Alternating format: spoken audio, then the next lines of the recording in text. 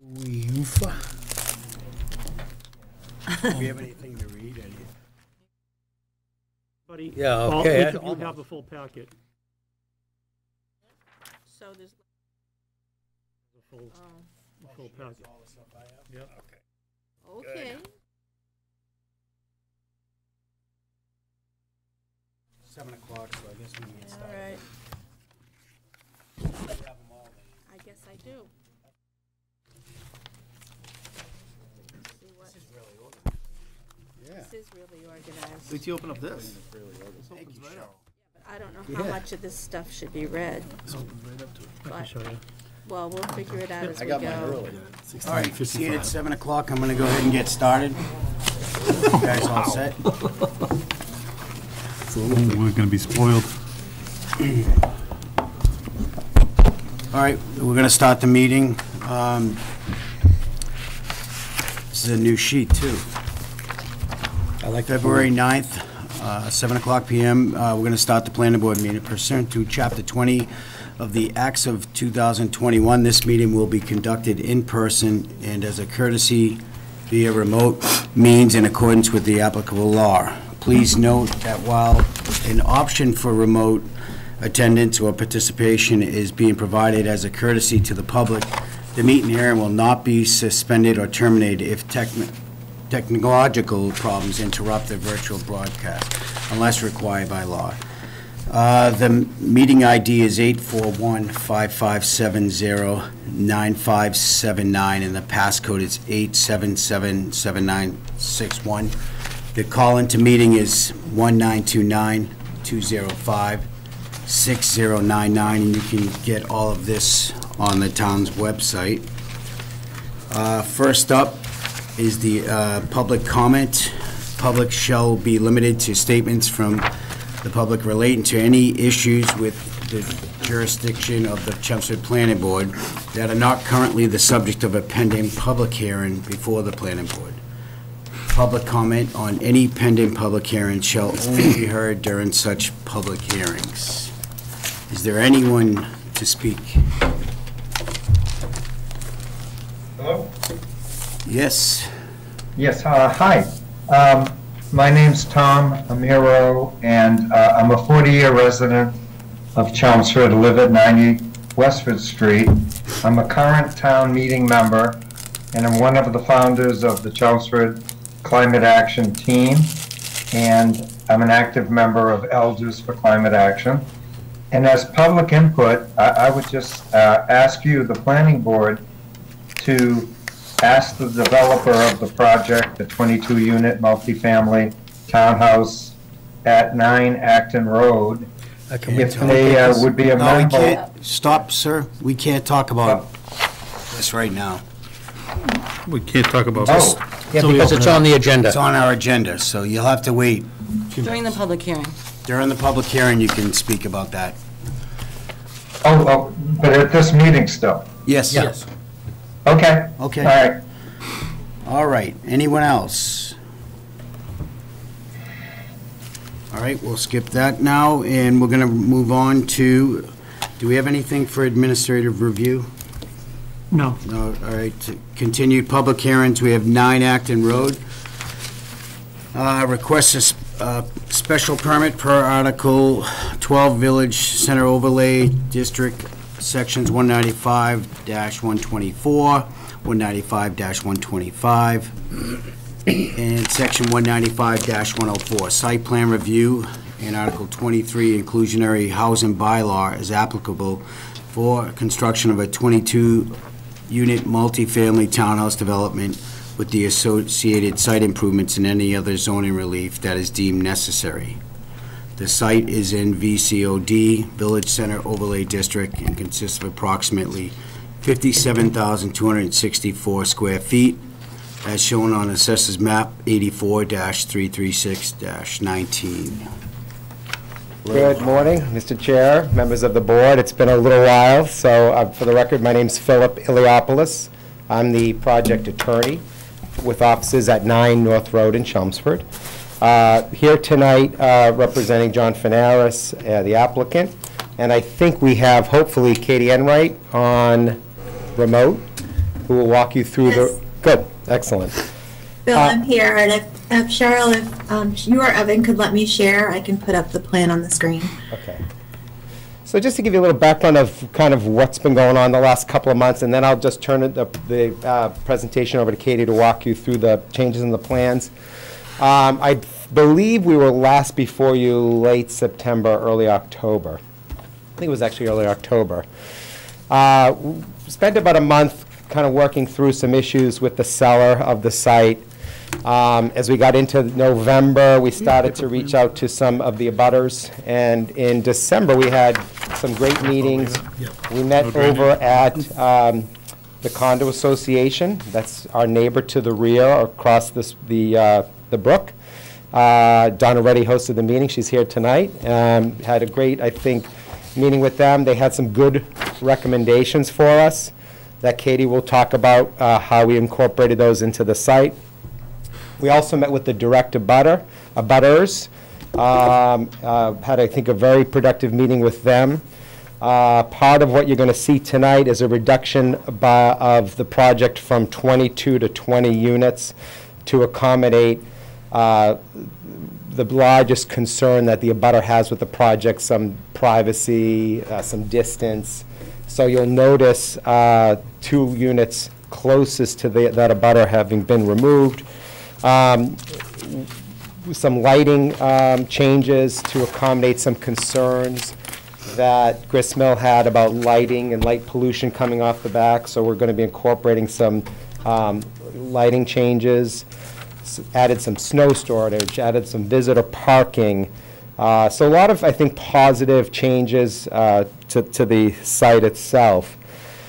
With regards to the building itself, the existing building, you may have noticed the last tenant has moved out. They moved out before the holidays. The building is not even being plowed, so I'm not quite sure what's going on, what the status is of that. But it is truly now a vacant building there. So I think tonight we're kind of here to give you an update, show you the plan, hopefully get some positive feedback and support. And then what we would do is submit the final architectural plans, lighting plans, and I think appear again before you. I was thinking your next meeting, but I guess that is a unique meeting that you're having to accommodate another project that's off-site, if I remember correctly. So we might be doing the meeting after that. That was my understanding. I thought it was the 23rd, but it might be the meeting after that. So we can talk about that at the end as well. Okay. So with that, why don't I have Katie step in and kind of walk you through how the project has changed since we last met. Okay. Okay? Sure, thank you, everyone. Okay, good. You can see the colored rendering I have before you. This is just a colored version of what was submitted last week, just to add some clarity. As Philip stated, we've reduced the number of units from the original Village Center overlay application, which was 24 units, to the site plan submission, which was 22 units, and now we're showing 20 units. Essentially, what's been done to this plan is we've removed the 2 units where the playground area has been moved to, and if you can see my hand kind of circling the area, you can see next to units 19 and 20, there used to be units 21 and 22. Those 2 units closest to the neighbor to our left and to our west have been removed. What that does is it opens up the area between the side lot line and the first unit along the front of the project to about 56 feet. So that's a significant change, what we did there was essentially this was a 3-unit block. So when I removed the 2 units, one unit was left by itself. Another thing that the neighbor had asked us to do was to please move the driveway a little bit further away from their driveway. And so what I did was where unit 20 was left by itself, I shifted the driveway over 1 unit and pulled unit 19 over so that this 19 and 20 block acts more like a duplex now rather than a unit that's kind of hanging out there by itself. What that did was it allowed us to essentially move the playground area, which had been said at the original meeting was problematic, having it back here with the snow storage. I'm sorry, these 3 trees should be removed from the plan along these 3 parking spaces. This now becomes a large area of snow storage, and the playground area has been moved into this location here next to Unit 20. So there's additional green space there, and 3 parking spaces were added along the playground area. So we've actually increased, by decreasing the number of units and increasing the number of on-site spaces, we now have 7 excess spaces over zoning. So there's essentially right now, I believe there's 2 spaces per unit, where there are 2+ bedrooms per unit, actually 3 bedroom units. 1 per 5 for visitors, and then we have 7 spaces in addition to that. One of the other things that had been discussed, and I wasn't at the abutter meetings, but through Philip Iliopoulos, one of the other things that was discussed was the windows on the sides of the unit facing our neighbor to the west, the Fitzgibbons. So essentially what we're looking to do is have the architect redesign these 2 end units, Unit 20 and Unit 1, with transom windows instead of full windows facing that side of the unit. With that, I have, let's see if my presentation is stuck a little bit. You can see on the side of the buildings right now, there's essentially 6 windows, 2 in the garage level, 2 on the first floor level, and 2 on the second floor level, which essentially is 3 stories above ground. The windows on the sides of those units would become transom windows, so they would become windows that somebody couldn't look out of, but would provide sunlight on those end units and allow essentially light into the units on that side. Wouldn't allow anybody to look out into the Fitzgibbons yard or into their windows from Unit 20 and Unit 1. We also looked at the vegetation along this property line. Right now, we had provided green giant arborvitaes. We think still that that provides the best coverage for that area. Certainly, we're not looking at, we can't plant anything today that's going to cover essentially the entire 3 stories of building that's next door, but we think it's a good supplement for the understory, and these will certainly grow to, we're planting them at 6 to 7 feet in height, 8 feet on center, and they'll grow to 5 to 8 feet in width and up to 40 feet in height. What that'll do over time is fill in the area. This is just a picture of a green giant arborvitae hedgerow.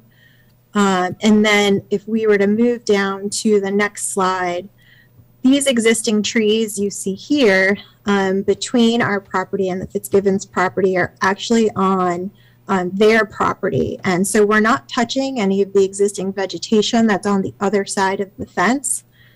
So what this will do, and this is just a view shed from the street, this fence is coming down and we're proposing a new 6-foot stockade fence along that sideline. And then interior of that fence, we're proposing the hedgerow of the green giant arborvitae. And so it'll really do a good job kind of filling in the understory, we believe, of this entire, essentially this entire property line where we're developing units. Also, it was my understanding that the abutters to the rear at the grist mill were concerned about the location of the playground, which we've since moved. We've increased the amount of snow storage in this area. And then the third concern that I heard was in regards to the photometric lighting plan for the site and really drilling down into what we're going to be using for deck lighting. We typically don't put the individual deck lights on the plan. We certainly can work with our lighting consultant to do that. Essentially, each of these decks will have a light that can be switched on and off by the homeowner, so they're not left on all the time. They can be individually turned on and off. They would be directed downward, dark sky compliant, LED fixtures that would meet the policy of the Chelmsford Planning Board to be a color of 4,000 Kelvin, which kind of makes that not super bright blue light. It kind of gives a little bit more of a warmer glow. And these are the only lights that are on the back of the project here. All of the rest of the lights are essentially for the parking lot itself and to keep the interior of the project feeling safe and lit. And so with that, Phil, I believe that covers everything that we discussed since the last meeting. We're here tonight to really just get an understanding from the planning board if we've moved in an acceptable direction, and certainly also hear from the abutters regarding these changes, so that we may move forward into essentially updating the entire site plan design for resubmission to this board for resubmission of review, as Philip stated at the first March meeting. Okay, thank you. Bring it around the board first, and then we'll go back out to the public. Do you have anything else, Attorney Iliopoulos? No, I think that's good. Okay. Paul, do you have anything? I just don't see the fence on this particular plan, but she's describing it, and that's what he was Yeah, looking for, the neighbor. It might be listed in some small print, but there will be a solid fence 6 foot. along that whole entire side of the parking lot, and certainly that can be a condition. We're definitely going to put that fence there. I did notice it is not labeled, Paul. It is, the symbol is here, so we will add that label to the revision. Anything else, Paul? And that existing fence is falling down. Yeah, you're We gonna couldn't replace save it it. if we wanted to, so we're going to put a fence that will stand the test of time. Deidre? Deirdre. Deirdre. Couple things. The first is the applicability. I was looking back, it was granted on January 12th, 2020. So we came back before the board, I believe, this past summer. Yeah, And- but and there's we- nothing that it was deemed applicable. But there's nothing in the code that says anything about extending applicability. Am I wrong? There is nothing that's specific to it, but when they did appear before the board, the most recent It was time, deemed it was applicable. presented and understood that it would be that it was applicable, still valid permit. But When the they- determination is 2 years ago. And my understanding is determination, according to the code, determination of applicability, which in this case carries the sewer, are granted for 2 years.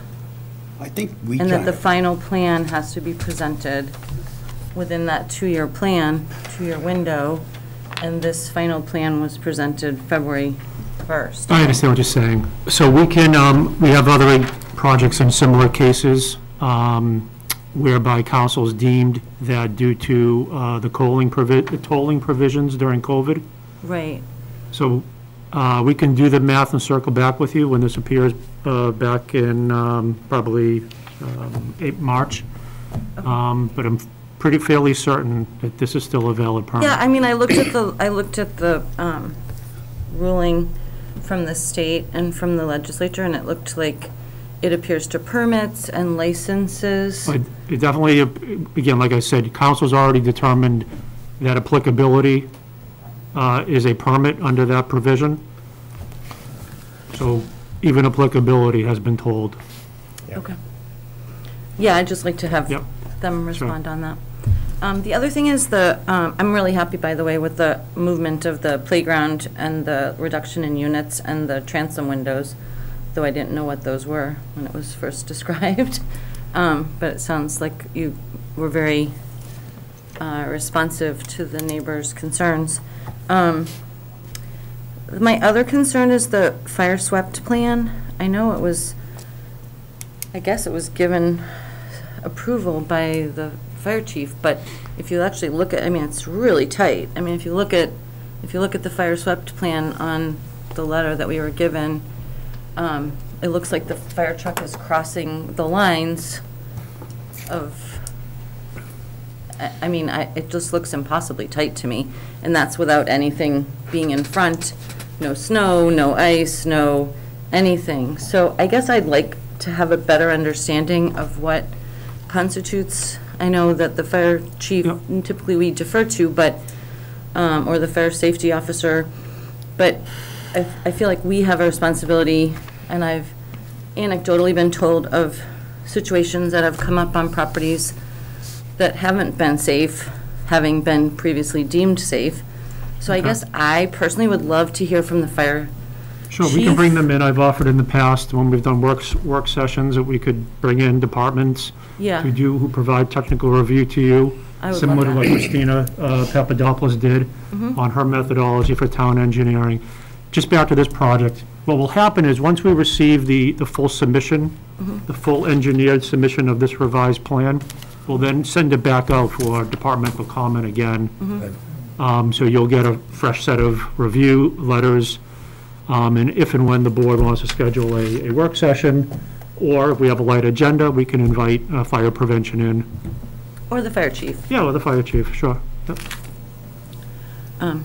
That's all I have. Thank you. Henry? Unit 11, 10, 9, 8, 7, and 6. Are these going to be assigned to some of those other available spots that are there? Because I know there's reduction in parking in COID, but it was, the whole thing originally was brought to the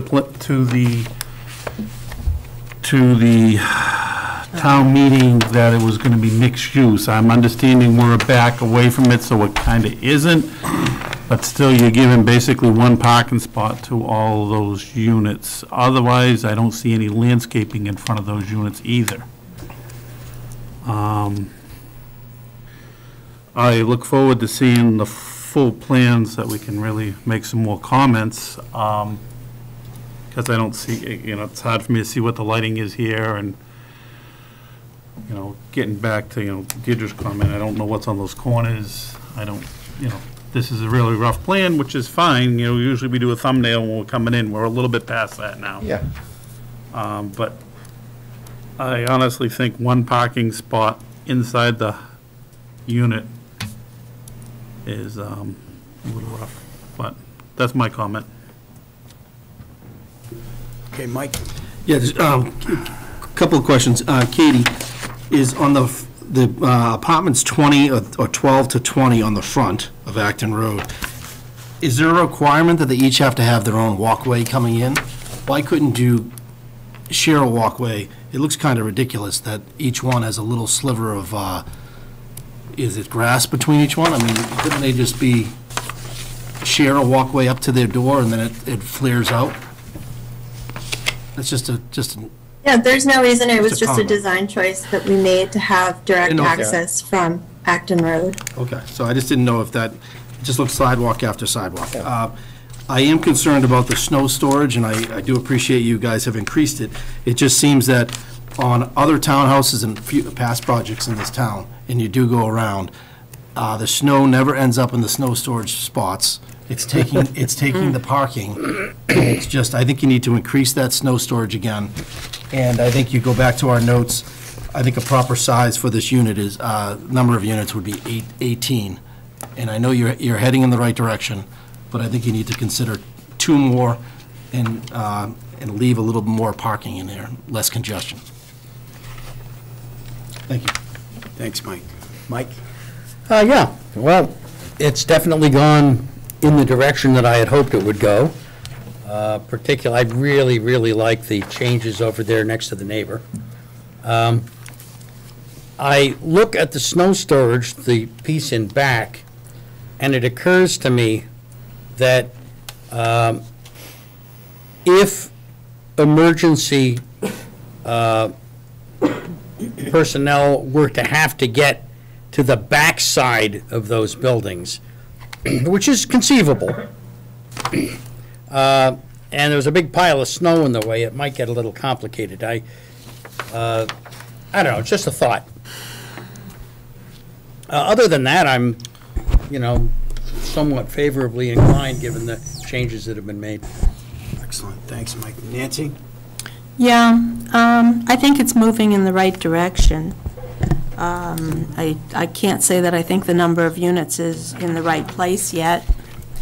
I am concerned about that snow storage. I echo what was said before in terms of the adequacy for the amount of plowed area to contain the amount of snow, but I'm also concerned that that's in the 100-foot riverfront, and plowed snow is considered to be contaminated, so it just doesn't seem like the right place for it either. I'm rather surprised at the size of the decks on the back units, in that they're overlooking green space and there's nothing else taking up that space. I understand that the size of them on the front units because you're using it as parking space, but I don't really understand keeping them that small on the back units. I like that you moved the playground forward and provide basically some green space there next to the neighbors. In that these units, I presume, are all the same, and most of the units are attached and have no side windows. I'm surprised that you have any windows at all on the ends of those units against the neighbors. I know when I've lived in a end unit townhouse, there was certainly no windows in the end wall. They were designed as all the other units. But I do think it's headed in the right direction. Thank you. Thanks, Nancy. Erica's not here tonight. I don't think she's on Zoom either, so my comments are pretty much the same. I think I was very shocked to see you really listened to the neighbors. A lot of the things that we discussed, you changed, which was great. On the left side where the track is over there, so that goes to nowhere, right? It's just couldn't that area be used too as snow? It seems like you have... Right, I had asked Katie about that. She thought maybe we had to incorporate it in case there was some sort of a walkway in the future. Katie, can you talk about that? On the left side, the impervious walkway? Is there a plan, Evan, for... I don't know if there is. But. I mean, the bylaw requires participation in the brook walk.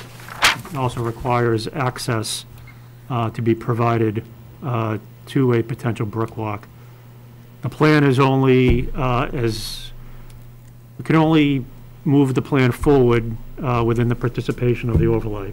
So it could still be an access for the walk and snow storage. Yeah. I mean, it is right now, or it could be almost like a land bank situation where we agree that in the future, if there is, that would be part of the access to something in the future. Yeah. We could definitely look at something like that, almost like you would bank parking in a way. I'm happy with it. I think you guys are going in the right direction. I'm glad that you're working with the neighbors, and that was one of the biggest concerns, so.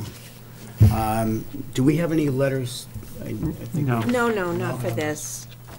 the one in the front we don't Yeah, need. the only I have a letter we stupid have was question, them maybe. asking to be on the agenda. Okay. No Can I stupid ask questions. maybe a stupid question? Sure, go ahead. How do you get to the snow storage with the plow? The parking spot. Through the parking spots? Yeah. Well, that's why I'm saying if these Yeah. are using that for the parking. Yeah, we'd create, within the condominium documents, there'd be some rules and regulations about spaces, areas being kept open during a storm, much like the town has Like the town. parking bans. So we'd probably have those spaces have a ban on them so that the plows could get in Got and it. create the storage. But I do like the idea of maybe creating some storage on the side too. Maybe that's an option as well. Katie, what about the proximity to the brook of the snow? I mean, currently, right now, the parking lot is that close to the brook, adjacent to the brook, and plowing happens there now. We can certainly move it away from the brook. If it was a new project, it would certainly be requested that the snow storage be pulled further away. We could look at, certainly there's snow storage areas between the units on green spaces. We could move the playground area forward and add snow storage adjacent to the 3 spaces there. And as Philip stated, with the condominium situation, typically people are asked to shift their cars during storm events so that snow can be collected and stored in specific areas on site. Okay. So, want to open up to the public now. Do we have anybody from the public? Come up and Yes. state your name and address. My name is Tom Amiro. My address is 90 Westford Street. So I'm not an abutter. I'm here to represent Chelmsford Climate Action Team, and I am all in favor of housing. And from what I've heard tonight, I think the developer is very amenable to the suggestions and is moving definitely in the right direction. What I would like to ask is that the planning board tries to encourage the developer to make this this project a green project. Given that the town has recently passed a resolution to try to reduce emissions to net zero by 2050, it would be so, what would be really good to see would be if they implemented a ground source heat pump for heating and cooling and hot water that would reduce carbon emissions compared to a system that was fueled by natural gas that would lock in, increased emissions for 20 years. It would also reduce the operating expense for the occupants, and it could be seen as increasing the convenience for them, in that they'd be able to heat and cool all with the same system. Also, I kind of have a question or input on, I hope the green giants at 40 feet possible height wouldn't interfere with the possibility of having solar panels on either the rooftops, or if there would be a possibility of having an array, although looking at your plan now, it does look very, very tight. So I imagine rooftops would be, or it is possible to have solar panels on parking lots, but would like to encourage that they do have some renewable energy in the, produced by something like solar panels to offset the electricity that's going to be generated by fossil fuels. It'd be very important to install a bank of EV chargers for the residents to use, or have the units able to, have the occupants able to install their own chargers, for the upcoming proliferation of electric vehicles that is soon to take off. And it even might be possible, it would be really great if the chargers were run off of solar panels. I've seen such configurations where the solar panels are in the over the parking spaces, and in fact, to give you an example, you could all go out to Walden Pond and look in the parking lot there. They do have solar that runs the EV charger, ERS, plural, there. Okay. Possible. And then it being new construction, it would be really, really something if the building could be as close to LEED compliant as possible. I mean, because think of it this way, you're tearing down, an existing structure. That existing building incurred lots of carbon emissions when it was built. And, so I can understand. It probably isn't possible to just reuse it and save. But if you could make every attempt to minimize the carbon footprint of the new building going forward, so that it doesn't increase the emissions that Chelmsford, owns, and would help us reduce, to meet our goal of being net zero by 2050. So that's what I had to say. Thank you very much for giving me the opportunity to speak before this committee. Thank you, Tom. Is there anyone in the audience that, please?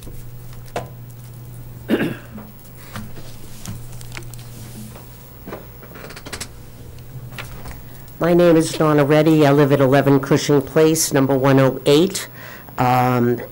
We are the direct abutters to this property. We want to thank Phil and the builders involved with meeting with us and listening to us. And we have seen here a great deal of the things that we were really concerned about and brought up with them. It's missing a couple of things that we were concerned about that we're hoping will still get incorporated into it. After we saw the snow storage, which became bigger, we were thrilled to see that happening and moving the playground away from a waterway. But we're also now concerned with environmental issues. If they keep pushing the snow too far back, don't want to see that being put into the brook. So, but I've noticed that several other people have brought that point out. We were hoping to hear that they would be putting some green screening in the back of the building, the back of the development, just to add. I know there is some trees there, but it would be nice if we had something that was green, evergreen trees or some arborvitaes. Doesn't have to be a huge wall like it is next to the neighbor, but a little bit of more green screening in the back that we'd have liked to have seen. And lastly, we brought this up with them and we're concerned about rubbish removal. We don't see where there is a dumpster, and/or are they going to be having a private company come in where the truck would need to get in and out of also that situation? Or is this going to be a town pickup from that area? And if so, we're talking 40 some odd barrels. So we're just concerned about what happens there. When it comes to the trash removal. So if those issues can be addressed, then we're happy to see that they are really moving in the right direction too. Great, thank you. Anyone else? Yep.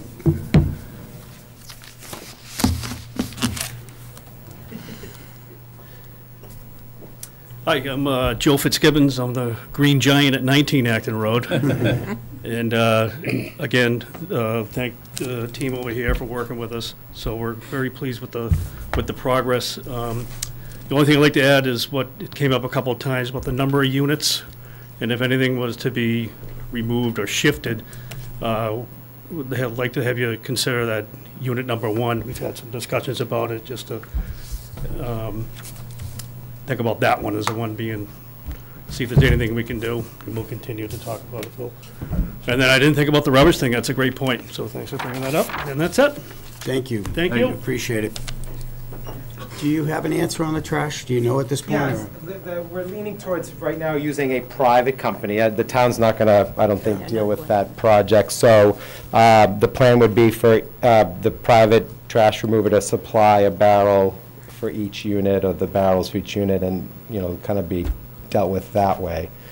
We can try to get a little bit more information, maybe reach out to a prospective trash company and get a sense of how they handle these types of developments. Okay. Just in terms of the number of units, you know, we did work really hard. We looked, you know, we sort of dealt a little bit with, you know, the seller side, trying to deal with some financial situations, you know, sort of aspects of the projects there. We've got the PILO, and the board made it very clear when we were at when we went from 24 to 22, our plan was to ask for a slight reduction in the PILO, about a 30% reduction. We heard loud and clear that that was not something the board was going to entertain when we were at the last meeting. We really wanted to try to, you know, protect as much as we could the Fitzgibbons, and that's kind of what pushed us to reduce it from 22 to 20. And we are willing to pay the full PILO because we know that's what the board wants. But just to be perfectly honest, there's no more wiggle room in this project. To pay the full PILO, which I think is $600,000 or $700,000, the acquisition cost of the project, you know what I think the price of that property is. So I'm not trying to draw a line in the sand. I'm just trying to be upfront that we are committed to pay the full pile as part of this 20-unit project, because we know what the board wants, but, it's just not a whole lot left, unfortunately. We are grateful that you did drop a couple of units as well. I don't want you to think we aren't. No, I know, you guys have been great to deal with, and I know the pile is important to the town, and I'll be honest, my applicant said, can we talk about the pile again? I said, no, I don't think we can talk about the pile. I think that's sort of off the table. We did look at, was there a place we could move Unit 1? One of the thought was that I think the Fitzgibbons had, could we move it between Units 5 and 6? But that's where there's some snow storage. If you get further down the site, we've got some drainage going in there. Kind of the way to be honest, the snow storage between 5 and 6, I think is probably one of the worst spaces, just because you have the stream behind you. Right. And we know what's going to end up happening. There's a ton of snow. It's going to just keep going back. So if one moved over to 5 and 6, and then you'd have the space over by 1. Where you could You could maybe put some storage over there. I mean, we could have Katie look at it to see. I know there was some drainage aspects of it too, but we'll look at that. We'll see if we can move 1 over to between 5 and 6 and create some snow storage where 1 is. So we'll relook at that. Okay. And Katie's probably going to yell at me. I told you we can't do that, but we can still try. Is there anyone else here from the public that would like to say anything, or anyone on Zoom? No. Shall I move to close, or to continue the public hearing? Yes, please. To March 9th. March 9th? Now, assuming we can kind of make some of these changes. Yep. And come up with everything we've committed to and show some, the lighting, and I think we can definitely accommodate, the landscaping in the back. Could we, where we have a full month, maybe start to work with Evan on a draft decision? I Just would to be have something- fine with that.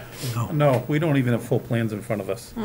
Well, assuming they're going to do, We had, public. yeah, has so to they make- want really to see the seeing full final plans plans. until they get them. Okay. I mean, other than that, I think we're Just moving in thought the I'd right ask. direction. We're moving in the right direction, yes, but. So But I you don't want think to, we're there yet. Can I go back to why are we pushing it to March? What's happening at the next meeting? I think you're meeting February 23rd is off-site at the McCarthy Auditorium, accommodating right. River Neck Road. Yep. Yeah. So we can't do anything else at that meeting? Well, you certainly can. Yeah. just, Well, listen, I think we'd want to give you, at this point now, where there's going to be some proposed changes and more information that you want to see in these plans, maybe that, take us more than a week to get that pulled together, or give you time to get it, so okay, it's fine, and I think you're probably going to have your hands full. yes. So, Motion You might not want well, then we to might look I like have a the motion beautiful princess compared to what Was that the you're dealing 6th with. of March, was that? 9th. 9th of March. 9th of March, can I get a second? Second. All in favor? Aye. All right, Thank you very much for your time tonight. Thank you. Appreciate it. There was, I think, Henry second. all right. Next is 1 Billerica Road, 44 Central Square. Application submitted by American Management Company requesting a minor modification to a previously approved site plan, section 195-104. Modification of previously approved special permits under Article 22, Village Center Overlay District, VCOD. Special permit per sections 195-126C and 195-127A. A waiver from VCOD Table 2, line item 1, and any other relief that may be deemed necessary. The project proposes to subdivide, reconfigure the previously approved Lot 2 into 2 separate lots, Lot 2 and Lot 4. The newly proposed Lot 2 will contain the existing structure known as the Fisk House, as well as 3 parking spaces. The newly proposed Lot 4 will contain the remaining parking area in the rear of the site. The site is in Village Overlay District and consists of a portion of the 3.5 acres shown on Assessors Map 84, Block 334, Lots 10 and 11. And Deidre's recusing. Thank you, Mr. Chairman, members of the board. I'm vaccinated and boosted, so if I could take this off, you might hear me better. I'm Fred Faust from the Edge Group, and I'm representing Americal Management, which is related to the owner of this property. Thanks for considering this request to separate these 2 parcels. As you can see from the subdivision plan, this looks like maybe one of those gerrymandering plans from North Carolina or something. Right now, the two parcels that remain connected, because the Fisk house was separated by you by subdivision several months ago, the Fisk house is actually a single lot with the back parcel. And the reason for making this request, you'll see it's several-fold, but the first is because we have the Fisk house on the market. We have some interested parties. We would like to sell the property, see the property rehabilitated, much as the Oddfellows house was. And the logical way to do that is to separate them so we can convey the parcel. Again, very similar to what we did with Oddfellows. The Fisk house, according to the Library of Congress, is one of the earliest federal period houses, built in 1798 in North Middlesex County. I'm attending in person, obviously, and Katie Enright from HSH is available, as is Ben Swenson, the representative from the owners, Americal. To quote the Beatles, this has been a long and winding road, but I think we are winding down to the point where we've really achieved the possibility of a win-win situation. And some of these developments have really just occurred in the last 24, 48 hours. So I'm excited to share these with you, and I want to give credit to the town manager and Evan for looking for a win-win proposition. And what I'm referring to first is, again, the possibility of subdividing the parcel where the Fisk house presently is. And you can see that's in the upper left-hand corner. Katie, do you have like an arrow or something? I guess you can see it on the blue plan is a little bit better. Okay, so this would include 3 existing parking spaces. However, as you may remember from the previous plan that we were working with, there's the potential of adding 7 additional parking spaces on the parcel by pulling down some of the embankment and relocating the end wall. In addition to those potential 10 parking spaces, when Oddfellows was sold, a cross agreement was entered into with the owners of Oddfellows to share 10 additional parking spaces out of, I believe, the 47 parking spaces that Oddfellows had. Katie, correct me if I have my numbers wrong. So there are 20 potential parking spaces, which would exceed the requirements for either residential or commercial or office properties. So I think we've accommodated the parking. The last time we were before the planning board, Katie, if you could go to the shots of Oddfellows. Again, we made a similar request. We asked you to subdivide the Oddfellows because it could not be conveyed or developed unless that happened. And in fact, thanks to your affirmative vote, that has happened. There's a picture of what was the existing building and the historical building. Katie, if you could proceed with the slides. Over 80 tons of stuff was taken out of this building. Yeah. It was remarkable. And you can see what the result is of the current condition of the infrastructure of the building, which I've been through that building a lot, and it amazed me. So I think if you go out there, if you were out there today or tomorrow, they're still doing work to stabilize the structure of the building. The building, based on the age, even from sort of the form boards that you can see on the outside, was built very well, is an amazingly stable building, and we're really excited to see the progress here. If you could go to the next slide. Wow. Yeah. Whoops. I think there's one more slide of the exterior of the building. No? Okay. So in a similar vein, we come before you tonight to ask you to subdivide the Fisk house and the rear parcel. As you'll see, they're tethered together in a single lot. Again, without the subdivision into 2 lots, the properties cannot be conveyed or developed. We've had 2 offers. We actually have another follow-up tour tomorrow, and we think these are responsible people who would do the right thing. And in any event, they have to come back to you, and they have to come back to the Historic District Commission for all approvals. So you're only approving a subdivision tonight. There's nothing to be developed here by right. Evan can confirm that there will always be a permit necessary because of the nature of the village district zoning. I want to share with you some recent news that I think will be informative to the board and the community. And that's how we get from a win situation to a win-win situation.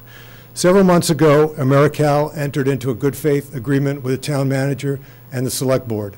And we agreed to basically hold up on the sale of the back parcel to allow the town to go ahead and appraise the property.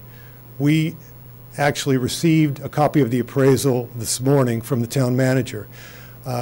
We need a little more time to review. We think it's a good and responsible effort, and I've seen a lot of appraisals. So, we're pleased at the diligence that the town has undertaken, and we have promised to get back to the town manager, hopefully by Monday, because he would like to, Monday, ask the select board to put on the April 28th waiver a vote to purchase the back lot for parking purposes. Nice. So this is all breaking. Again, it's been the result of a lot of conversations and a lot of due diligence between the parties, but everybody's worked together in good faith. So the subdivision and the timing becomes even more important. Because the last thing we want to do is have to go to a later town meeting or an October town meeting, go through another winter. That's not going to be good for the Fisk building or, for any of the existing structures, which needs some help. So in conclusion, I just want to read the final paragraph of the letter that you received from Ben Swenson at AmeriCal requesting this subdivision action. And he said, I hope this information will assist the planning board when making their determination. With the hope that the goals of all parties can be reached, it is our view that the requested subdivision will benefit all parties while reserving the board all authorities to accept, reject, or condition any future activities. Thank you very much for your time tonight. I'm glad to have Katie or myself answer any questions. Thank you. Do we have any, no letters on it, so we bring it around. Paul? It's a lot of information. I like the opportunity to have the parking in the center. That's huge, huge. So wait and see what happens Monday, I guess, with the numbers, right? Is that what we're waiting on? Well, No, it's nothing to do with it. Our preference would be to see a vote for the subdivision, which would send a positive message to the select board. But there are, I believe, 2 more planning board meetings prior to the April 28th posting, the February 28th posting of the waiver of the warrant. But I might, if I could defer through the chairman to Evan, he probably has more factual information. The select board scheduled to sign the warrant on the February 28th. So my understanding is that Monday night, select board's meeting under executive session, the appraisal will be presented, and as the presenter mentioned, the town manager is likely seeking authorization from the select board to put a warrant on the April town meeting, which would be signed February 28th. I'm a little confused why we would be. Why what? Why we would be granting this without that information. Well, you could certainly wait until after the 28th. Your next meeting would be March 9th. You could do that. You may have some additional information from the select board. But under either scenario, whether the town proceeds or doesn't proceed, ultimately the planning board, if the planning board wants to see the Fisk house move forward, you're likely going to have to approve some sort of A&R. Can I just clarify one point? The town, we would not be able to sell the back parcel to the town without the subdivision. The town would have the same concerns. So we subdivide it, and then the deal falls through with the town. Yeah. Then what? Then there would be 2 separate parcels, and then the AmeriCal would have to deal with... 4 separate parcels. 3. Well, at that point, it would be 4, right? At that We're point. going we went from 1 parcel to 3, now we're going to 4. We already broke off one, right? You need One's not 4 buildable, one's gonna be landlocked in the back, right, but. Well, no. It's a pipe it's not. stem. Yeah, the Fisk house not, if it's somewhat unreasonable to think the Fisk house is going to be sold with a rear lot. If this didn't proceed, then the Fisk house would continue to go along with the rear lot, but it would preclude the town from being able to buy it and use it for parking. And if the town did that, then the developers are not going to leave the lot there, they're going to go seek development. So if nothing else, I But mean, there's an issue with contamination there to begin with, right? but there's no alteration being proposed right now. And if the town acquires the back lot as a parking lot, there's no alteration being proposed. I mean, I think, I'm a little confused, that's all. There's not an environmental issue there that's subject to anything that this owner has done. There's a downgradient status because there was a runoff from the cleaners in the old shopping center. And if you put shovels in the ground there, they're worried about more contamination that leaking would into have the to be- waterways, which we drink. Yeah, but that's not for Nothing to do discussion with right what we're now. doing right now. Yeah, so let's just keep it on track. It has nothing to do. Do you have anything else, Paul? I'm just a little confused about it. Do you have any other questions with him? Okay. Henry? I'm actually glad to see something happening with the Fisk house. It's been a long, long time coming. Yeah. I'm glad that you got the cross-reference parking with the neighbors. It's got plenty of frontage, it can stand alone on its own. I'm happy with it.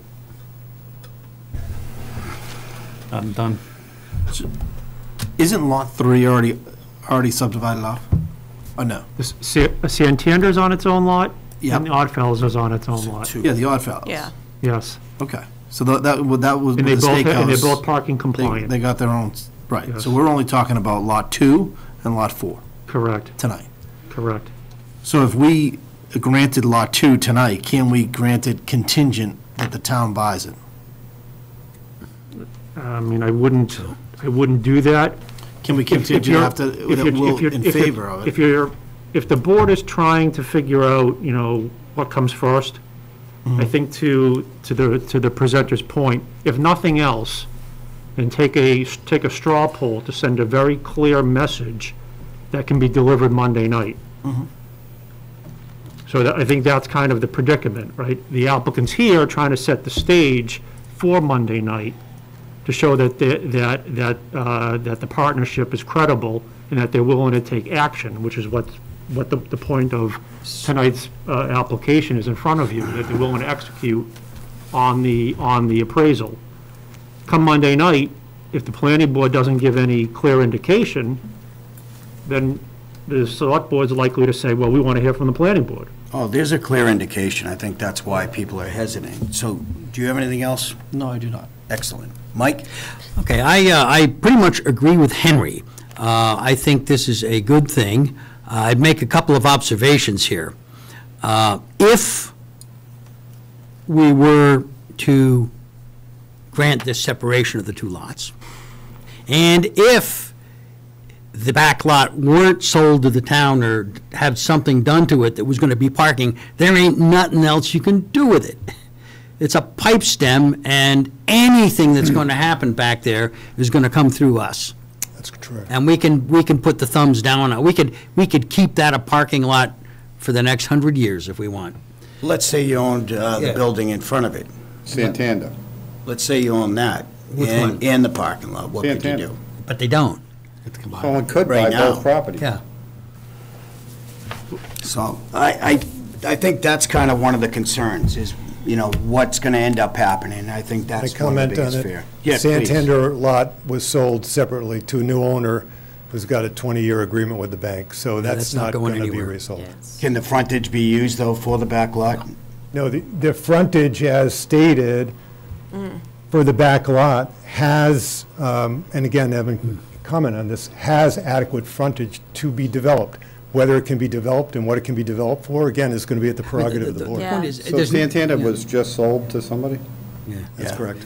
There's nothing you can do with that back lot that doesn't create a pretty wild pipe stem, Okay. unless you decide to bulldoze Santander. That's How what many that's what acres they is need the to hear. back lot? That's some of the confusion, I think, Yeah. right? I'm There's confused. nothing you can do with Back it. lot is 1.78 acres. Okay. Yeah. You understand, Paul, what he's Yeah. saying? Do you have any other questions on it? I mean, just because there's a 20-year agreement doesn't mean they can't break it. Yeah. I think Nancy? it needs to stand alone. I don't Yeah. think it has Yep. any. I do have a couple questions. The agreement with the Oddfellows for cross parking, is that a deeded agreement? Yes. So will It'll survive. You can provide us a copy of that? Yes. Okay, as substantiation. Okay, so I do have a question, and it's a pretty serious question. If we were to approve this,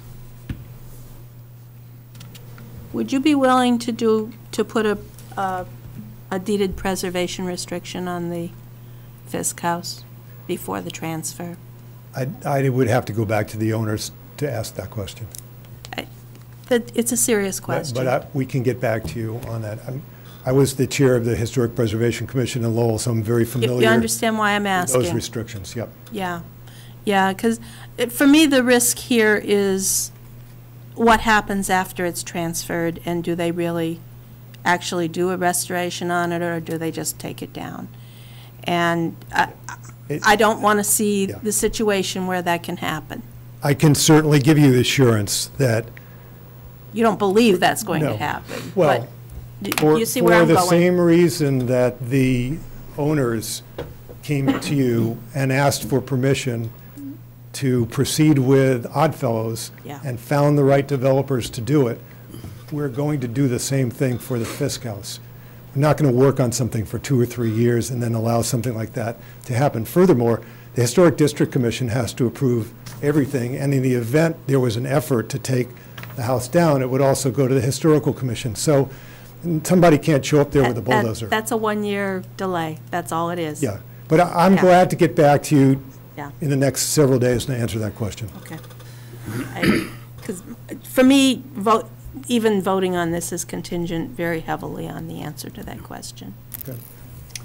Do you have anybody interested, you said you have, I mean, would the development be for office or residential? Any talks at all on what? We've actually had 2 offers, but again, we can't enter into an agreement because there's no subdivision, so we That's can't right. sell the property. Yeah.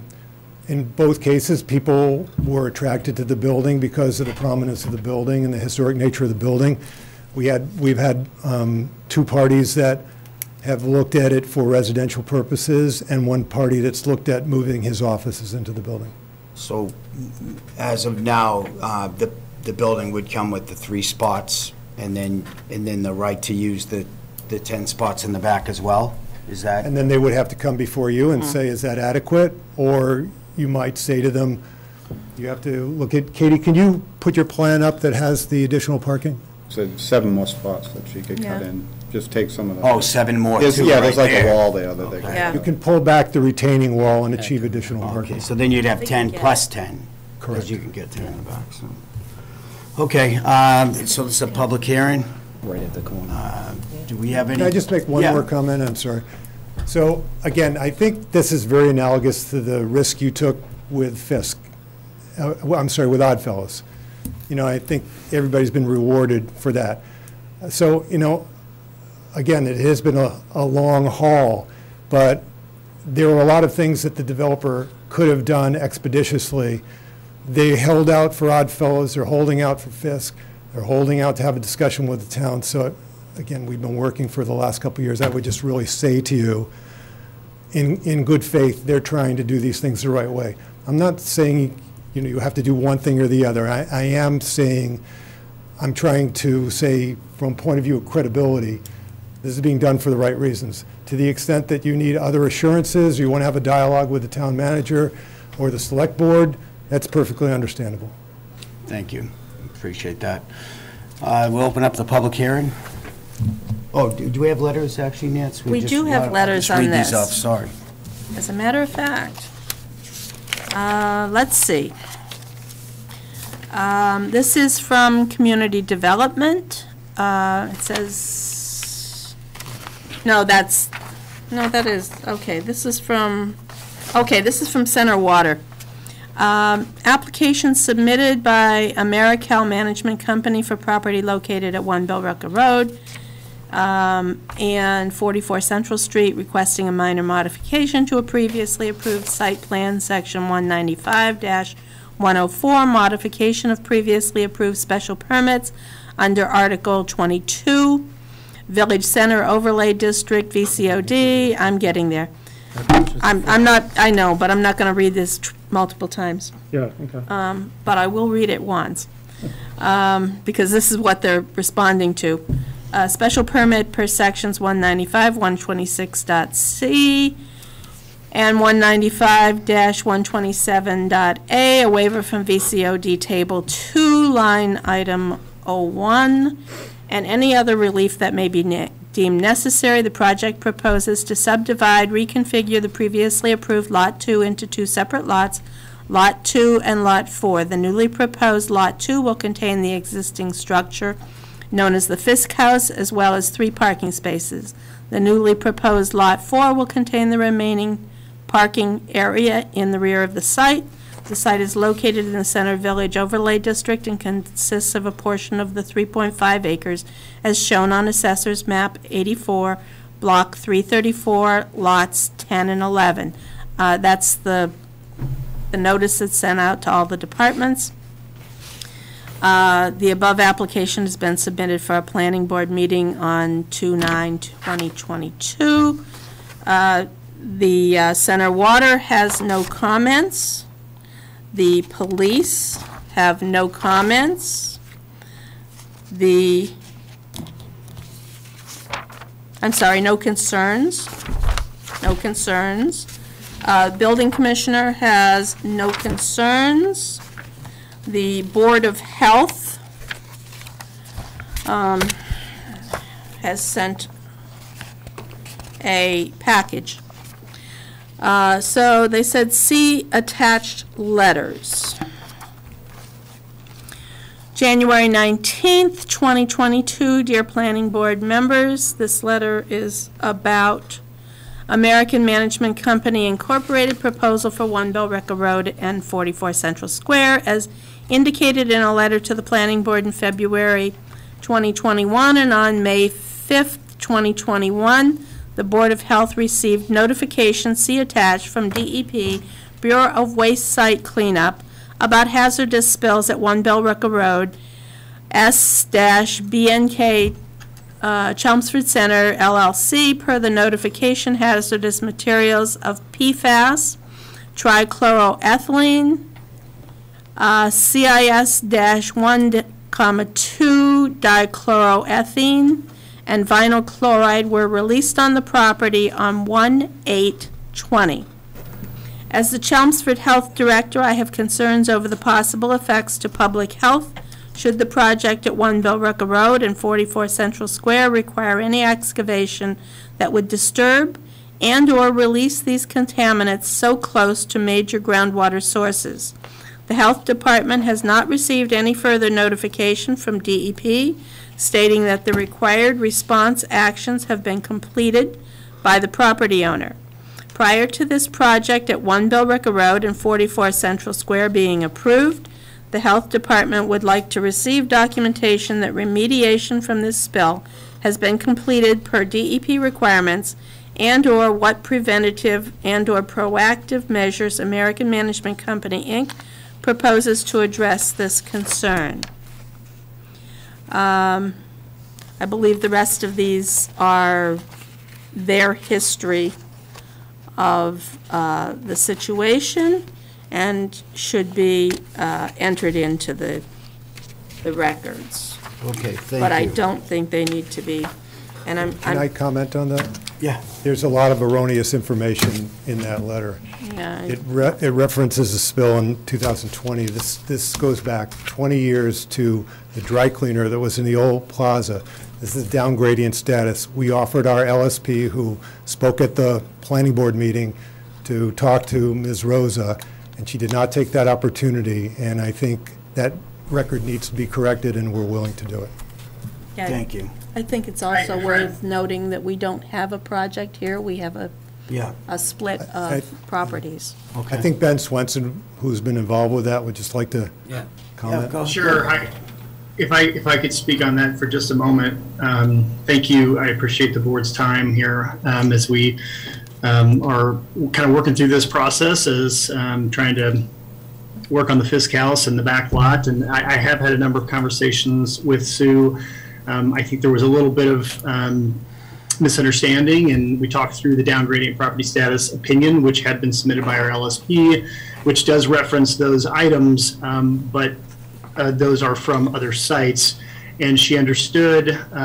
She just wanted copies of all the documents, and I have sent her copies of all those documents. So I think we've covered that with her, and I certainly said anything else that she needs, I'm happy to provide. At this point, there's nothing further for us to do from Mass DEP or our LSP. So, okay. I have a question. If there is some kind of judgment from them, who does the cleanup? The town of Chelmsford? We're not even there, though, so we're talking about splitting them now. We don't have a project here. We don't have a project. I'm looking forward. This is what we're going for. It's what we're talking about. Who would be? Sure, and I can answer that. This is Ben Swenson. Sorry.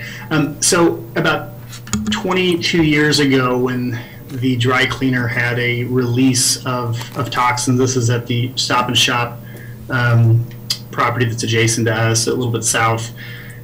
There was a response from Mass DEP. They did. All this is public record, but there are tens of thousands of pages of environmental response back and forth. There was a Phase 4 Class C1 a cleanup response.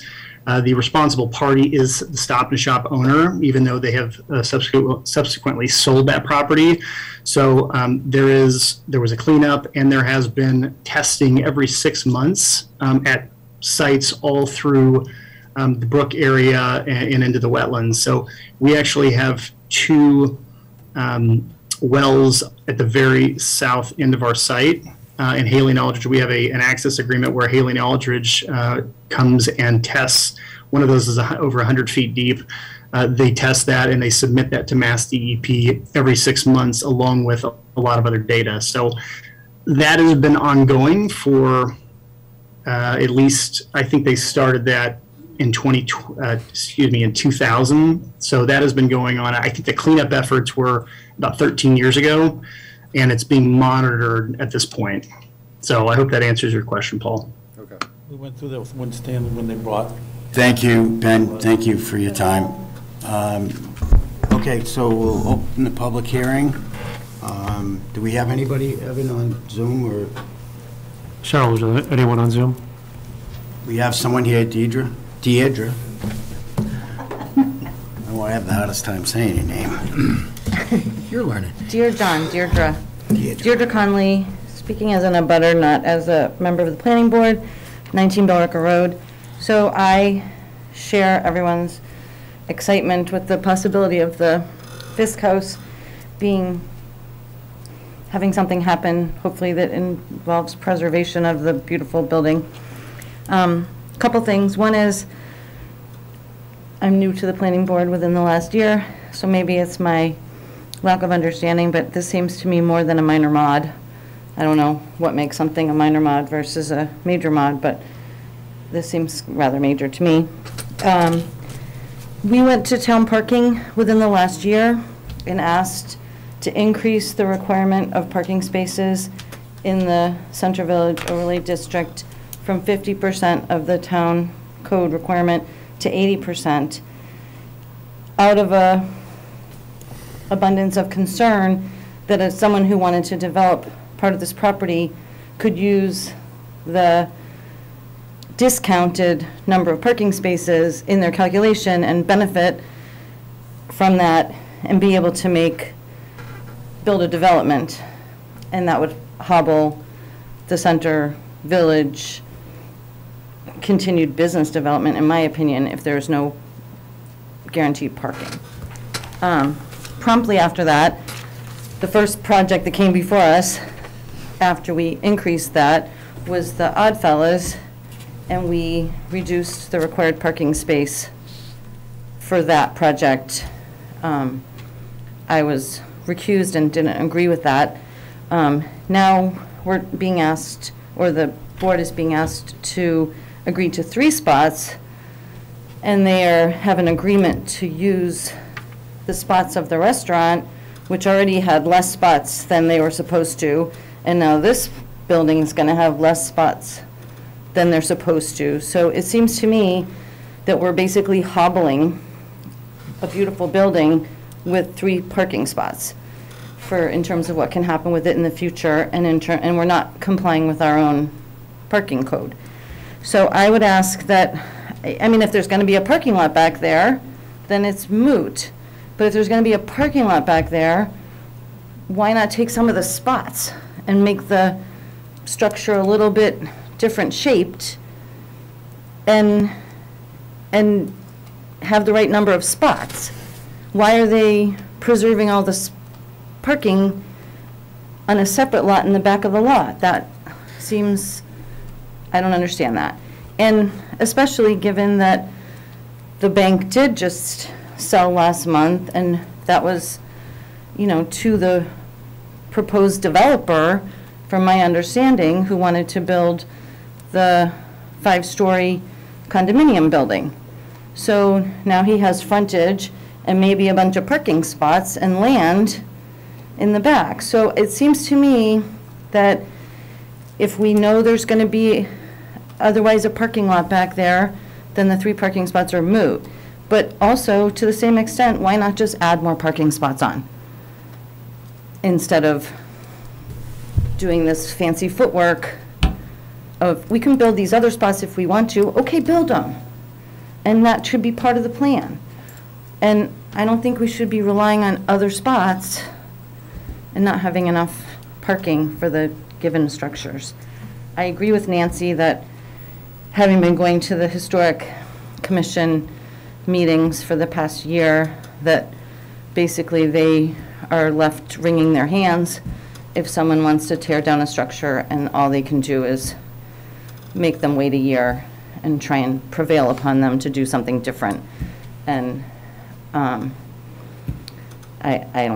don't think that's enough. So. Thank you, Deidre. Can I try to clarify here? The district commission can prohibit demolition. Forget the historical commission and demo delay. That's irrelevant in this case. The district commission can prevent demolition, and they will prevent demolition. Otherwise, there's no need to have a historic district at all if they're not going to prevent demolition. So the structure is not going to be demolished. Yeah, I don't see that happening either. It has to go through the district commission. Yeah. On the parking thing, it's, I'm getting the sense that, there's, for lack of a better word, there's a piecing together of a conspiracy theory. You can call it confusion, you can call it whatever you want. But if the applicant is in a partnership with the town and authorized the town to do an appraisal, and the town's done the appraisal, and the town's interest is to purchase parking spaces, why would the applicant then propose a project that takes 10 spaces away? The town's interest is to buy parking spaces. And then the applicant presented, which I think some of you understand, what's in front of you is Fisk House with 3 spaces on it. You're not proposing a use, you're not proposing occupancy, they have to come back to you. And likely, when someone else comes back to you, they may propose to add 7 spaces onto the Fisk House, which is great. It's parking compliant, but now you've basically bastardized a historic property by surrounding it with parking and pavement. But, that's where I think planning comes in. So if it's a municipal lot, it's a win-win. You got parking for the Fisk House, whether it's parking compliant on its own lot, or it has strikes an agreement with the town for shared parking. Isn't that the whole point of the town seeking to acquire parking in the center, is to promote business development so that not every business needs to be parking compliant? So I'm just, I think there's just a lot of... I agree with what you're saying. There's just a lot of circular logic here. My message to the board is, you need to send a clear message to the select board Monday night. Otherwise, the select board is going to be hearing pieces of what takes place tonight. They're not gonna be engaging with the planning board We're gonna Monday definitely night. send a clear message, and I think everybody has spoken and said such, but I just think we've created more confusion the more we've been You can't talking. blame people we're being a little confused by this, so. I know, so that's why I'm All trying right. to provide clarity. I got you, and I appreciate that, but there's been a lot of stuff happening, so people are definitely concerned, because we've been promoting parking, right? Which she was just saying, so that's why, obviously, bringing it down to 3, but I get what you're saying, and I understand it. And I hope that the deal works out with the town. Exactly. Because, you know, otherwise, I don't think, I mean, the restaurant already, if they're a busy restaurant, like, say, Fishbones, not gonna be much parking, so. It's a win for them. But hopefully during the day, though, Sure. you know, this would be opened up and give them the spots they need, but that's for another day. Does anybody else have any other questions? Nobody. Anybody else in the public? Public, I mean the public. No, the public should be speaking now. Then we'll circle back to you, Fred, and you can.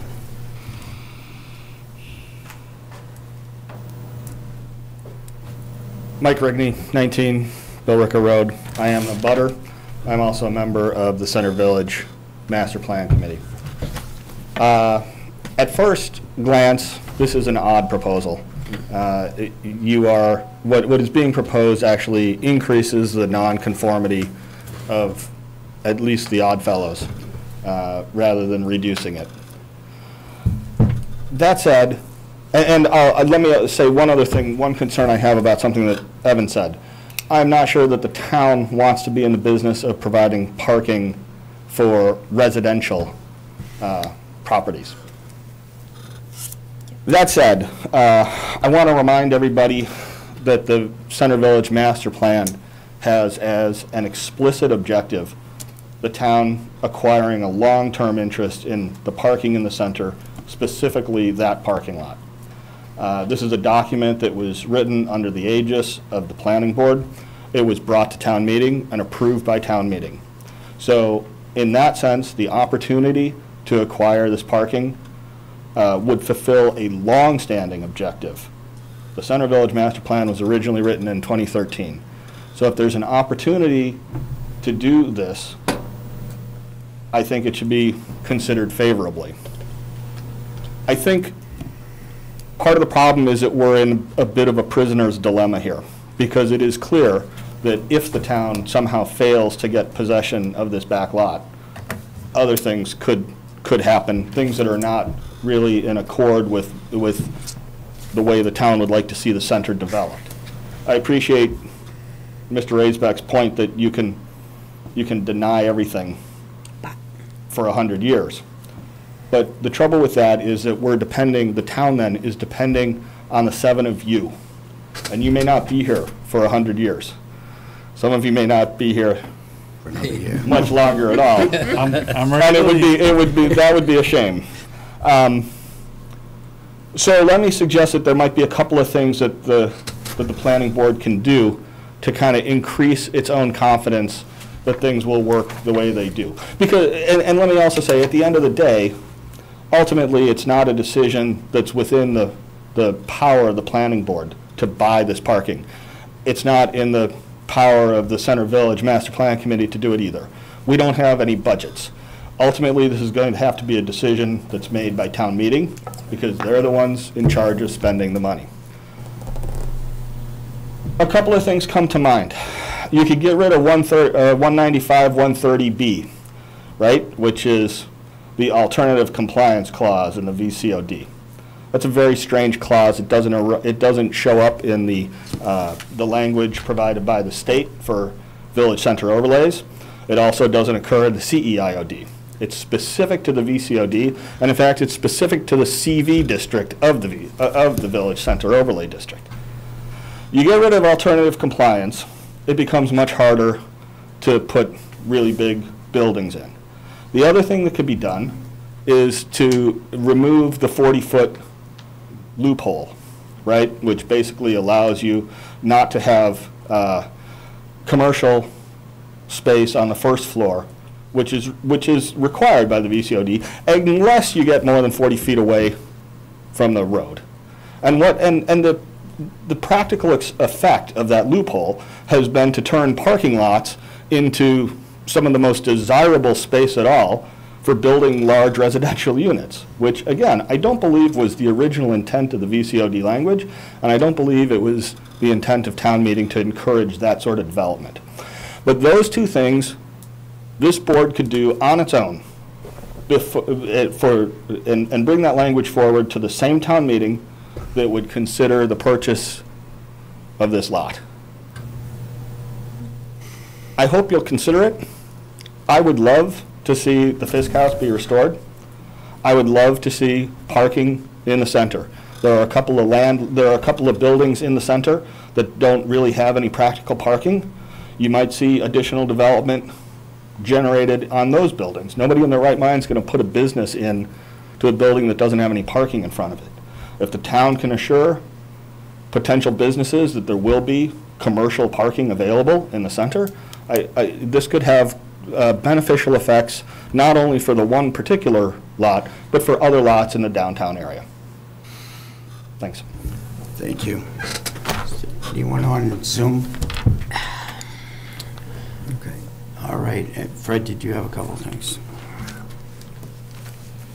Well, I find myself agreeing with Deirdre and Mike, so that's a good thing.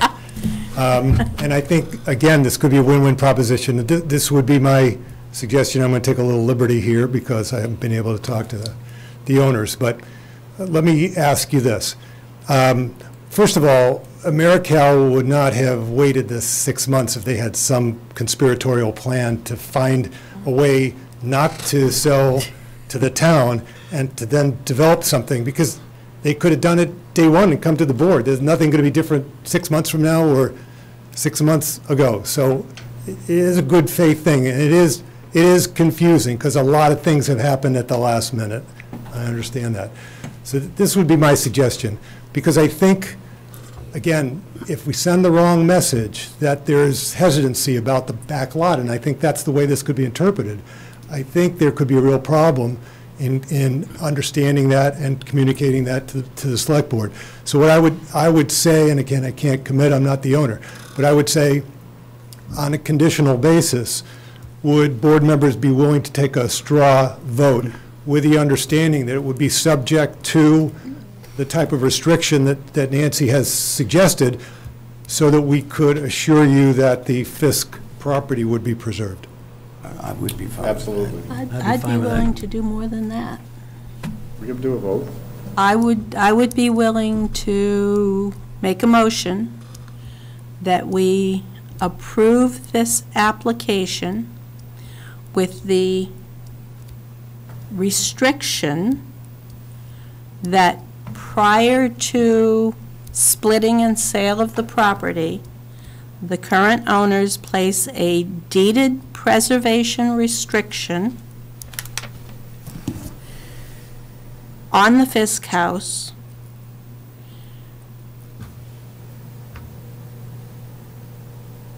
with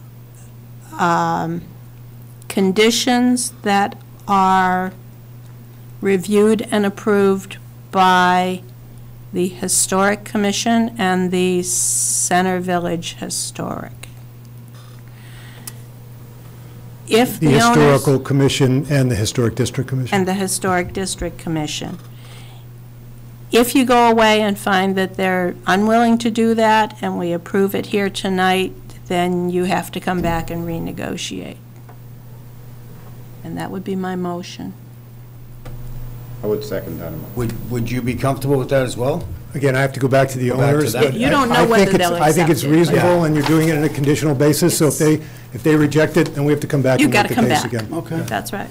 All right, do you want, I'll so I get a second. motion, we have a second? Second it. Yep. All in favor? Aye. Aye. Thank you very much. Thank you for your time. Yeah. Oh, I'd love to see that place get saved. We would too. I think there's just a little bit of confusion, but it's all right. We'll get through it. Welcome back, Deirdre. Next up, 313 Littleton Road by Garrison Place Inc., Nancy Chen. The site is in the CB Roadside Commercial Zoning District and is shown as map 99, block 4051, consisting of approximately... What's that? Do you have letters on this? You should. Oh, right here, look, this is all I have. And then we didn't, we needed to, for the public hearing for the last one, but we can go back to that. This is a new public hearing. We're opening it up now, right? No, for the last one, though, do we have to Close it. put a motion to? Oh, motion to continue that one? Yeah, Continue or to close? continue it. Which one? What? For the last one we No, just we, did, I think that one we closed. Closed and voted. Because it comes back, it's gonna Yeah. come back as a new action. as a new action, okay. Does that sound right to you, Evan? Sorry, I just confused you. I just wanted to make closed sure. we and did it voted right. to approve with a condition. Okay, Close it. perfect. Approved then. it. All right, so, do we have any letters? We do have letters on this. We actually have quite a few. Well, thank you. Let's see. You don't need me to read the legal notice, I presume. I don't All think right. so. Department concerns. From Fire Department, dear members of the board, this department has been asked to comment on the proposed manager's apartment at 313 Littleton Road. Scattered residential apartments within a commercial building create unique challenges for responding public safety personnel. Should the planning board move to allow this apartment, the Fire Prevention Office requests the following stipulations to be included with the decision. Before occupancy, the applicant shall submit a fire protection analysis from a Massachusetts licensed fire protection engineer that evaluates the status of all current fire protection systems within the building and includes any upgrades of life safety systems that may be necessary to meet today's codes for mixed occupancies. This report shall also include an evaluation of structural members of construction and passive fire protection measures inherent in them. The existing fire alarm master box be removed from the building as Chelmsford's municipal fire alarm system is no longer active. All required upgrades and renovations will be required to be completed and inspected prior to occupancy, with an additional set of keys being added to the Knox box for this occupancy. It is the Fire Prevention Office's request that the applicant install a larger Knox box to securely store keys for rapid emergency entrance by the fire department. The applicant shall install wayfinding signage that is acceptable to the Fire Prevention Office to plainly indicate to responding public safety personnel the presence of a residential apartment on the property. The proponent shall make application for address of the apartment to the Town of Chelmsford E911 Committee and its chairperson, Town Clerk Tricia Zuris. The Fire Prevention Office requests that these stipulations and requirements are included in any positive decision for the applicant. The next letter is from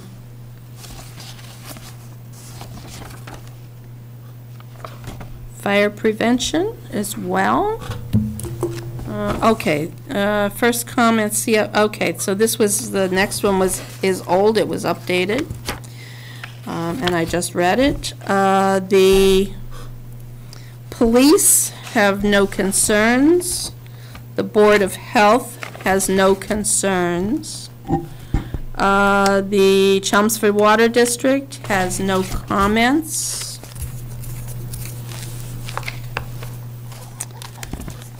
That's not a comment letter. No, that's not a comment letter, that's the building commissioner's denial letter.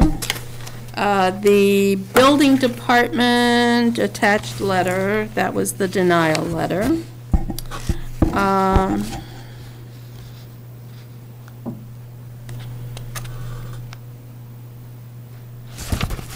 And I believe that's it. Thank you. We'll bring it around. Oh, Nancy, do you? My name is Nancy Chen from 313 Littleton Road. I read that letter from Fire Prevention Captain. I have no problems. You know, a lot of my tenants, they invest a lot of money onto my building to remodel, everything else.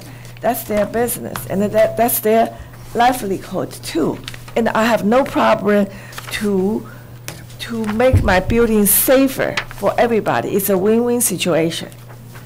And since the fire department don't monitor the system anymore, I changed it to private company next day. So we have private company monitor the whole building.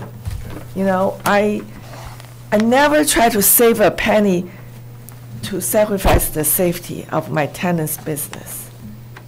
Okay, it's my building too. I mean, it's stupid to not make my building safer. We appreciate that. You know? Okay, do you want to bring it around the board? Paul, do you have anything? I don't, I guess. Deirdre? I don't have any issues. Henry? Well, I really don't have any issues. I have a couple questions. Mike? So, you're so lucky. No, just, how many people will be, how many bedrooms are in this? I don't remember seeing this floor plan last time. Yeah. And I was fine with it, but this seems like there's gonna be 5 living quarters. Okay, right now, 7? I think so. Oh, yeah. Seven? There's 7 separate rooms. You get individual bathrooms and shower. It seems like multiple, no 7, it's multiple people. it's a 5 rooms. The other is just cubicle. But it seems like from the restrooms and the bathroom, they're all individual, so it's not like one person is living here, it's multiple people. I don't, right now, I even don't have the person. You know what I mean? It seems to be set up for more than one person residence. It's multiple. Right now, I even don't have a manager yet. So. Right, but he's talking about the apartment itself. Looks like it's for more than Well, manager. right now, it's as is. I'm not gonna remodel until I find a manager or how he gonna use for office or for. Is there a limit on bedrooms or? Yeah, so I had discussions with Nancy on this, and there's 2 changes on this plan from the original applicability. The first, on the applicability plan, it showed a walk-in, it showed a tub. The tub is removed, and now there's I think a stand-up shower. No, original was shower, now it's tub. Yeah, I apologize, yes. And then the second is, rather than a door between unit 13 and 15, there's now no door. See that? Yeah, I see Just an that. opening. Yeah. So ultimately, ultimately what you're approving is one dwelling unit, one apartment. It's then the responsibility of the building commissioner to ensure that what is applied for a building permit and what's approved for a building permit meets the definition of a dwelling unit. So in a dwelling unit, you can have as many rooms as you want. You can have as many bathrooms as you want. And in this case, there's not a full kitchen. There's likely a kitchenette. So I agree with you in the sense that it doesn't look the way it should, but if you approve, then the building commissioner is legally obligated to approve a dwelling unit. The internal configuration of the dwelling unit shouldn't be as important to you, because you could, as we define a family, you could have up to 4 unrelated people living in one dwelling unit. However, again, what the applicant has presented is an on-site manager's apartment. So because she's voluntarily restricting and further defining the proposal, an approval can codify that and condition it as such. So it's not necessarily intended to be a traditional dwelling unit. She's proposing it to be an on-site manager's. At the end of the day, it's under zoning, it's a dwelling unit. It's one dwelling. One dwelling unit. Okay. So you can view this as, it may be easier to view this as an extra-large apartment, or an extra-large, condo unit, rather than rather than get confused with the multiple rooms. I mean, I think my confusion is the two units, and taking down that wall for why have that, to make it. Yeah. So what I told Nancy, and please, Nancy, Sorry, please confirm my this. head. I told Nancy that this was gonna come up, because it creates confusion once you show unit 15. Applicability only showed unit 13. Right. For whatever reason, Nancy wants the dwelling unit to be expansive. It's like pushing 2,000 square feet. My point to the board is, there's nothing in COID that restricts the maximum size of a unit. We restrict the minimum size of a unit. And ultimately, the building commissioner is going to have to figure out how to make this so, approve this. They're likely going to put a condition right on the building permit, saying that, it's being approved as one, not as two. So I understand what the board's picking up on. Yeah, it's just a dwelling as far as we're concerned. All right. Anything else? Thank you. Thank you. Okay, now, so let me understand that thing that shows up as a walk-through between the two is going to be closed up? No, so. They got the two egresses. So no door. What Nancy, after applicability, she came back, she changed it. What she showed me first was a door between the two. Okay. And what I said, if you put a door between the two, then yes, even the building commissioner would say, you basically close the door, now you have two units. Right. With the opening Okay, there, I and understand. not a door, you can't make the argument that you close a door and you have separation to create two units. Okay. And what I've also explained to Nancy is that you're only proposing one unit, Right. and that's all the board is considering. And that's all the building commissioner can approve is one unit. Right. If you want two units, as Nancy Arroway said, you should come in and propose two units. Right. So as of right now, I think, the applicant and I think the board understand, what's being considered here, what's not being considered here. Ultimately, as I said, the building commissioner is tasked with making sure that the final approved layout is compliant as a single dwelling unit and nothing more. Okay. I think what's confusing is the door to the hallway. So this is just In how it Unit is. 15, don't be surprised if the building commissioner says that door on Unit 15 to the hallway has to be removed, if she's going to include space in Unit 15 as part of the dwelling unit. Plus, I see no kitchen. Okay, but then the other things, I don't see, this drawing doesn't show. Doesn't show the rest of extent. 15. And how many rooms are there? It's there. It's Oh, on it's these, there, it's on the next sheet. on these the next plans sheet. we have in front of us. Yeah, All right. Yeah, I apologize, here you go. Okay, that's what I wanted to see. yeah. Yeah. That's a Yeah, they have lot of rooms. countertops, It's a cabinets lot of, going in. well, But it's one dwelling, and I mean, Yeah. explain that, so. So the rest of 15 is also included? Yes.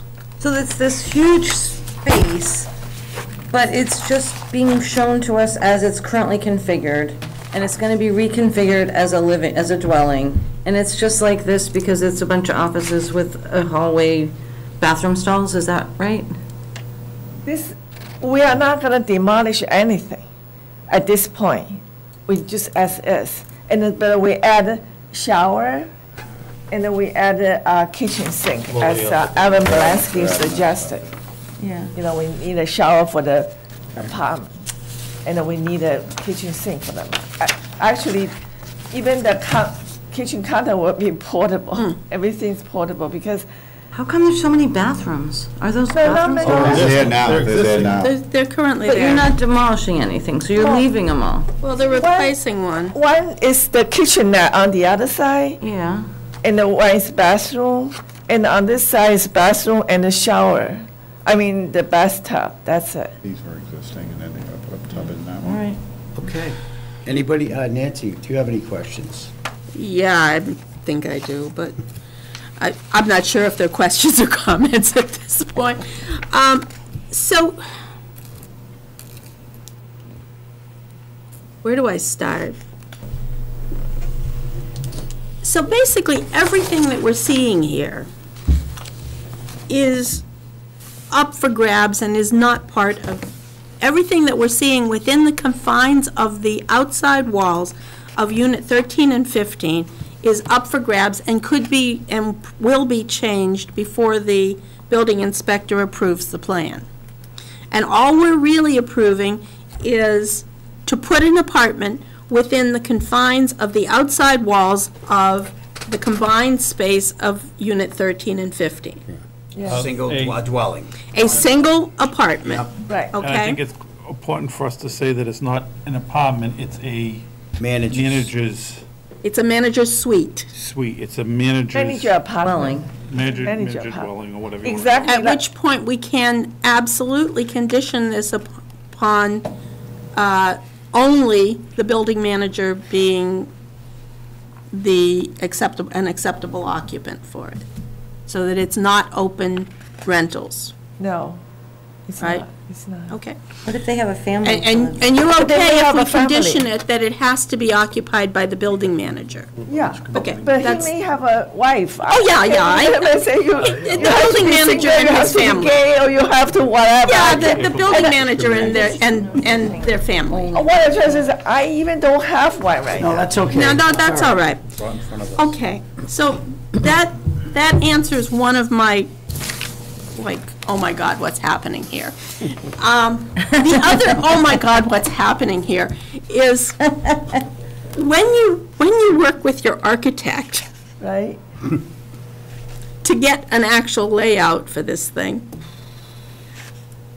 This is from architect. yeah, I get that. But are all these walls going to stay where they are, or do you plan to move walls around? I don't plan to do that, but when I have a manager, Yeah. and he may suggest me something, Yeah. then we have to go through the building department Yeah. to get approval.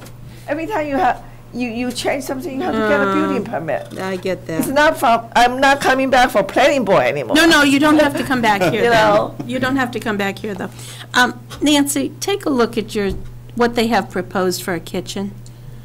Oh, they don't have one? Yeah, they do. They do, yeah. Yeah. I just put So- a kitchen sink. I get that. But I think you're a really intelligent woman.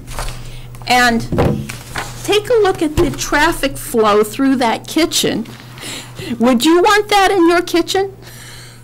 You can't ask me, I She won't be am living there. very low key. You don't cook?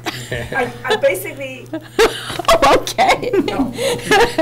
Okay, I look at that kitchen and I say, oh my well, God. that's why, Yeah. if you want Yeah. a kitchen, a fancy kitchen, you can have your own apartment. You don't No, have to- that's not the issue. The issue is that you have all of the traffic in this large apartment going straight through the middle of your kitchen.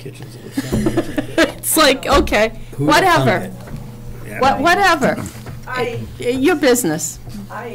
Business. Well, I don't cook. I got mean, I one cook comment. very simple. Yeah. Yeah, all right. the one comment I have is looking at the layout here now, the thing I would bring to the attention of the building inspector is you wouldn't want this to turn into a boarding house. That's right. And it's pretty darn close from a layout point of view. Now, that doesn't mean that's Yeah. what it's going to be at all.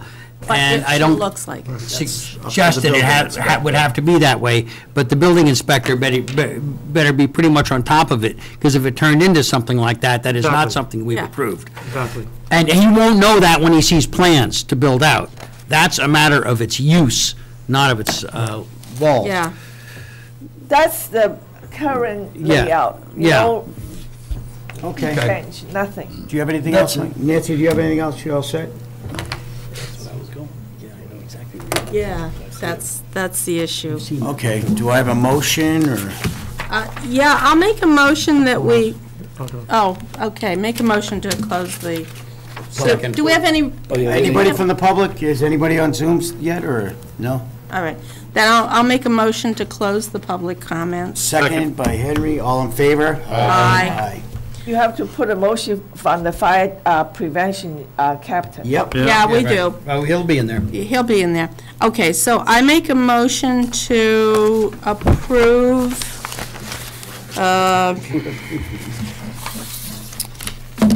manager's dwelling. Okay, I don't know what the number is. 313 Littleton Road application. With the contingencies that the department letters are incorporated and conditioned, and that the occupancy is restricted to only the building manager and their immediate family. One dwelling. Yep. One dwelling, yeah. That is a single dwelling unit, and it is restricted to the building manager and immediate family. I have a second. I'll second. Second by Mike. All in favor? Right. Aye. Aye. Unanimous. Congratulations. Thank you, Nancy. Like it. Good luck. Raise back. Next up, meeting minutes to approve. Yeah. May I make a comment on the meeting minutes? Yes. Boy, I really like the format. Yeah, they look pretty good. Oh, there's some names missing. Yeah, I was gonna ask I you. can't remember who Yeah. voted on what.